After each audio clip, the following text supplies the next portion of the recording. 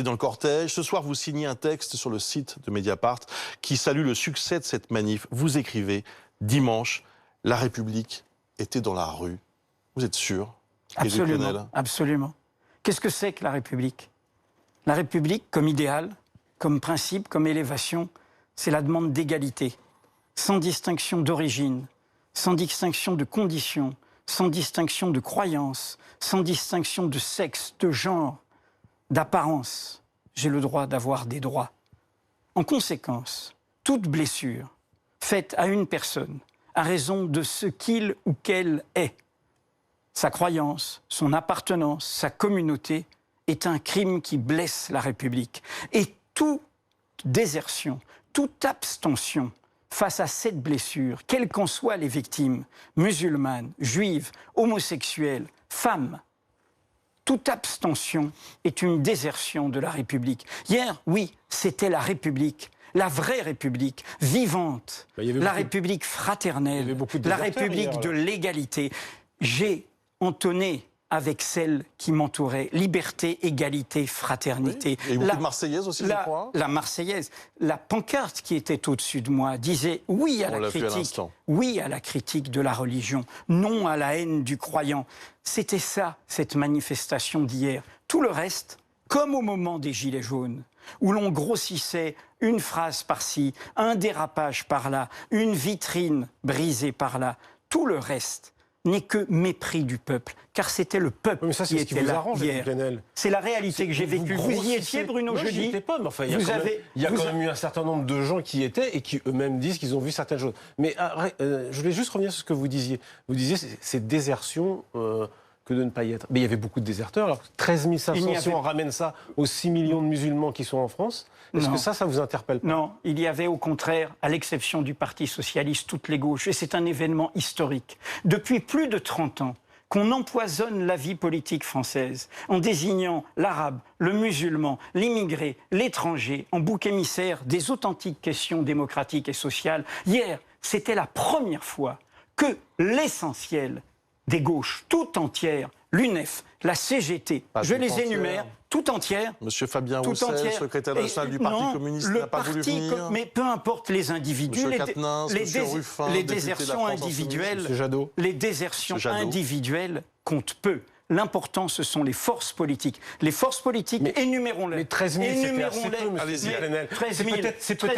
C'est peut-être lié au contenu du texte. C'est peut-être lié au contenu du texte qui appelait à la manifestation. Non. Cette manifestation était massive, était importante. Elle n'était pas massive. Mais si, elle était massive. Et elle était dynamique. Il y avait peut-être plus de gilets jaunes samedi que de gens à la manifestation. Les gilets jaunes étaient là aussi. Vous avez la même attitude que vous aviez au moment des gilets jaunes. Le mépris du peuple. Car le peuple est là. Le peuple des classes populaires, des quartiers populaires, de nos usines est là. Et je le redis car vous m'avez interrompu. Le Parti communiste était là. Europe Écologie, les Verts étaient là. La France Insoumise était là. Génération était là. La CGT était là. Le PCF était là. Le nouveau parti anticapitaliste était là. Lutte ouvrière qui est profondément athée et anti-religieux, était là. Les partis libertaires, anarchistes étaient là. Jamais il n'y a eu une telle convergence. Toute la campagne de dénigrement, ce mot controversé, des manifestations qui font des polémiques, il y en a toujours. Bien sûr. Vous faites controverser pour une manif pour la PMA, vous faites controverser pour une manif de droite ou d'extrême droite. Non, là, quand le peuple bouge, quand il s'exprime, quand il s'affirme, controversé, des pincettes, le mépris, je le redis, le mépris de l'auto-organisation. Qu'est-ce qui dérange? En effet, des musulmans s'organisent et ils disent « je suis français et musulman ». Pas l'un sans l'autre, pas l'un contre l'autre, pas l'un malgré l'autre. Dans l'appel à la manifestation pénale, il était mentionné à la fois la question de certaines lois dites liberticides, lois, je pense peut-être celle de 1905, peut-être celle de 2004, peut-être celle de 2010. La loi de 1905 a été saluée pendant toute cette manifestation. En tous les cas, c'était dans l'appel. Il était fait mentionner aussi de racisme d'État. Je ne sais pas si vous êtes d'accord avec... Vous ne savez pas que la France a été condamnée par la Cour européenne des droits de l'homme pour le délit de faciès. Mais jusqu'à preuve du contraire. La France, c'est l'État français. Mais jusqu'à preuve du contraire. L'invisibilité. Vous savez, nous parlons ici autour de cette table exactement du côté du monde des dominants. C'est le sens de mon article sur Mediapart et je vous invite à le lire pour discuter d'idées sur le fond. Non, vous ne l'avez pas lu. Ah, si, que dis-je On l'a lu, le communautarisme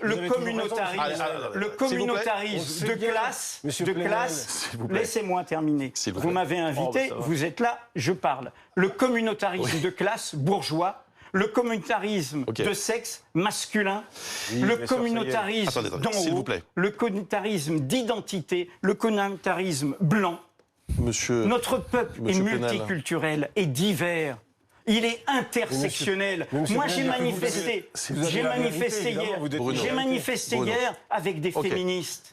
Des féministes qui étaient dans cette manifestation et qui défendent. Non, la semaine dernière, Mediapart, comme vous le savez, Mediapart est au rendez-vous de toutes les causes de l'égalité. Mediapart est là sur la cause des femmes, le nouveau féminisme qui ébranle l'inconscient du pouvoir masculin, ce sont les révélations Adèle Haenel. Mediapart est là contre les discriminations que vivent nos compatriotes musulmans. Mediapart est là en solidarité avec les Gilets jaunes, dans le mépris des classes populaires. Voilà l'identité, en effet, de Mediapart, contre un journalisme de gouvernement et de pouvoir. S'il vous plaît, le journalisme est aussi un champ de bataille dans ce moment-là.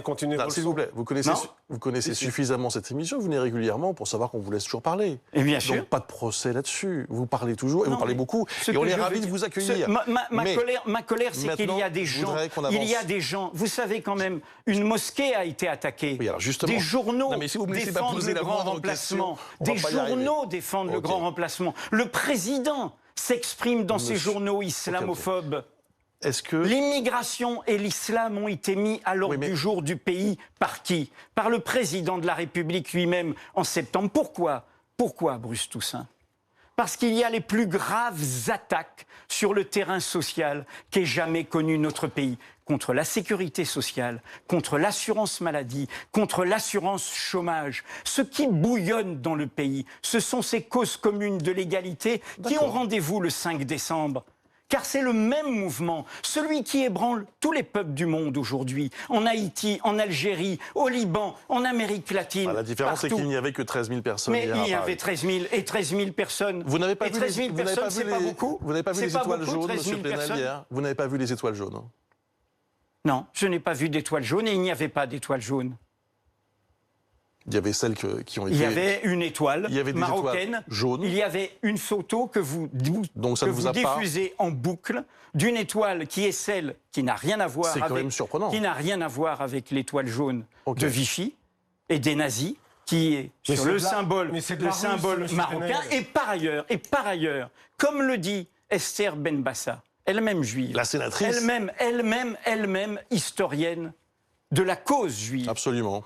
Des discriminations faites contre les juifs. Quelle est la résonance que des compatriotes musulmans brandissent, et à juste titre? C'est celle avec la fin du XIXe siècle.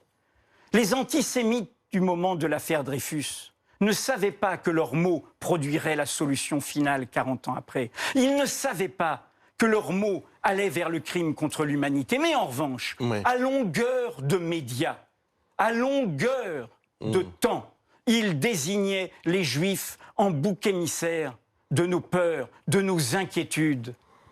Qu'est-ce qui se passe aujourd'hui dans notre pays? 9 mois de Gilets jaunes, vous avez entendu parler des musulmans et de l'islam? Non. Les Gilets jaunes disaient question démocratique, question sociale. Qu'est-ce que l'on fait aujourd'hui d'en haut? Car pourquoi ma colère? Ce sont les élites, comme l'antisémitisme. Ils n'étaient pas populaires, ils venaient d'en haut. D'en haut, on remet le poison de la division en désignant les musulmans et l'islam. Les musulmans et l'islam comme bouc émissaire. Vous n'avez pas entendu non plus Allah Akbar? Vous trouvez ça tout à fait normal? J'imagine que vous applaudiriez si les mêmes catholiques, que vous pouvez pourfendre par ailleurs, crier Dieu est ressuscité sur la place de la République. J'imagine que vous applaudiriez de la même manière. Les catholiques vous applaudiriez de la même manière. Les catholiques étaient là. Cécile Duflot. Vous n'avez vu personne et vous nous dites maintenant que vous avez vu les catholiques. Cécile Duflot, qui a prié jusqu'à l'âge adulte et qui est catholique, explique dans le club de Mediapart, dans un billet que je vous invite à lire, un billet de catholique, de chrétienne. Pourquoi elle était à la manifestation? Arrêtez de ruser, et pourquoi vous rusez, c'est notre là, France? Monsieur Plenel, depuis je un ne quart d'heure, ruse vous pas. rusez. Je ne sème pas le poison des haines. Monsieur je Plenel, suis du côté des vous causes êtes en train de communes de requérir, l'égalité. vous êtes en train de ruser. Bruce Touzin vous dit vous n'avez pas vu, bien sûr que vous n'avez pas vu, vous n'avez pas entendu, vous n'avez pas entendu le Allah Akbar non plus. Excusez-moi, encore une fois, comme au moment des Gilets jaunes, vous avez caricaturé un mouvement populaire en prenant un geste, vous dites ça sur la chaîne une phrase qui s'est fait suffisamment critiquer pour avoir justement donné la parole aux Gilets jaunes. Non, excusez du peu, monsieur Plenel. Je parle de vos commentaires. Je parle de votre boucle, sur les violences, de votre mise en scène des violences. Mise en scène des violences, mais monsieur Alors Plenel, c'est le mouvement social. Vous allez dire qu'il n'y a pas eu de violence sur les Gilets jaunes. Excusez-moi, le mouvement. Sans doute vous que connaissez les 25 éborgnés, les mains arrachées. Mais qu'ai-je dit, monsieur Plenel? 15 000 gardes à vue. Tous vos textes, mais vous n'écoutez pas ce que je dis. 3 000 J'ai été le premier à dire que l'usage des LBD n'était pas normal. Bien, bien, s'il vous plaît. J'aimerais qu'on revienne un instant. C'est difficile, le débat est vif, comme on dit. Mais le débat est vif, pourquoi? Laissez-moi quand même poser au moins une question dans la soirée. Le débat est vif. Parce que, excusez-moi, ça fait 40 ans que le même poison... Vous entendez ce que quelqu'un qui est musulman, de croyance, d'origine, de culture, qui a défilé hier et qui se voit caricaturé, comme le fait Bruno Jeudi, comme le fait des raccourcis sortant un incident et une phrase peut sentir comme blessure. C'est de la diffamation. Vous-même, vous n'êtes pas aveugle. C'est de la diffamation. Eh bien, poursuivez-moi. Vous n'êtes pas aveuglé vous-même. Ce serait vous et faire du beaucoup Plenel. d'honneur. Vous n'êtes pas aveuglé vous-même. Non, parce que je parle à partir d'un journal qui documente tout ce qu'il écrit. Bien. Mediapart écrit à partir de faits. C'est comme ça. Nous ne sommes pas du côté de ces caricatures qui sont une façon de ne pas vouloir voir le peuple tel qu'il est. Vous êtes une caricature ce soir, monsieur Plenel. Pardonnez-moi de vous le dire. Vous n'avez rien vu, vous n'avez rien entendu. Vous êtes comme le singe qui se masque les yeux, qui n'entend rien, qui ne voit rien. Excusez-moi, je vous redis. Par ailleurs, monsieur Plenel, j'ai vu tout ce que vous n'avez pas entendu. Je suis le premier à dire que ce qui s'est passé à la mosquée dans les Pyrénées-Atlantiques n'est pas normal. Je suis le premier à dénoncer tous les faits. Non, je ne manifeste pas quand je lis un texte qui pense qu'en France, il y a du racisme d'État, qui pense qu'en France, les lois de 1905, de 2004, de 2010 sont liberticides. Ce sont des lois de la République et que des millions de musulmans acceptent comme telles. Quand un principe vous avez est en tort, jeu, monsieur. Laissez-moi. Vous rusez avec les mots d'ordre. Quand un principe est en jeu, on est dans la rue. Quand un principe est en jeu, on est aux côtés des victimes. Et peu importe ce qui nous peu importe ce qui nous entoure. Quand Charlie Hebdo a été massacré, nous étions dans la rue avec des chefs d'État pas fréquentables, avec des gens qui oppriment leur propre peuple. Ça ne nous a pas invités à nous dérober. Nous étions là. Peu importe quelques paroles excessives, quels symboles inutiles, L'important, moi qui étais dans le cortège, j'ai entendu liberté, égalité, fraternité, alors, on n'a pas encore entendu... laïcité, bien. On t'aime. J'ai entendu une défense de bout en bout de la République. Personne ne dit que ça n'a pas existé. J'ai entendu le Front commun. Mais de la part des organisateurs, j'ai entendu le Front commun contre le Front national. J'ai entendu l'appel au grand rapprochement contre le grand remplacement, cette idéologie meurtrière qui est là. J'aimerais qu'on entende Catherine, qu'on n'a pas encore entendue, s'il vous plaît.